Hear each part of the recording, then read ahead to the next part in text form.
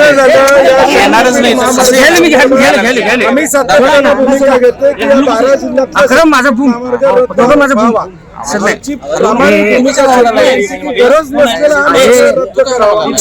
आम्ही काही करू हा महामार्ग होऊ देणार नाही ही आम्हा सर्व शेतकऱ्यांची लोकशाहीमध्ये आंदोलनाच्या माध्यमातून मोर्चाच्या माध्यमातून आम्ही हा होऊ न देण्यासाठी जे जे करावं लागेल ते करण्याची आम्हा सगळ्यांची भूमिका असेल. तरी सुद्धा आहे सरकार रेटण्याचा जर प्रयत्न केला, मोजणी करण्याचा प्रयत्न केला तर काय इशारा? जशाच तसं उत्तर त्याला शेतकरी बांधव आमचा देईल.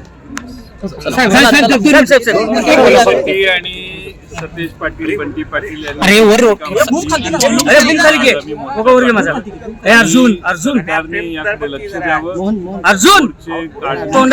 जनतेने ज्या भावना व्यक्त केल्या त्या भावना लक्षात घेऊन शक्तीपीठ महामार्ग रद्द करावा अशी आमची मागणी. केवळ काही जिल्ह्यांचाच विरोध आहे असं सरकार भासवताना प्रयत्न करतोय. अनेक शेतकरी त्यांच्या सोबत आहेत असा दावा करतायत.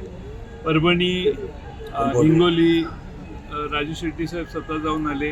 लातूरलाही आता थोड्या दिवसात होणार आहे. कोणताही जिल्हा असा नाही की त्यांना विरोध केलेला नाही. पण तरी सुद्धा सरकार अधिसूचना काढते, जमीन संपादनाचा प्रयत्न करते. नेमकं हे सरकारचं चाललंय काय?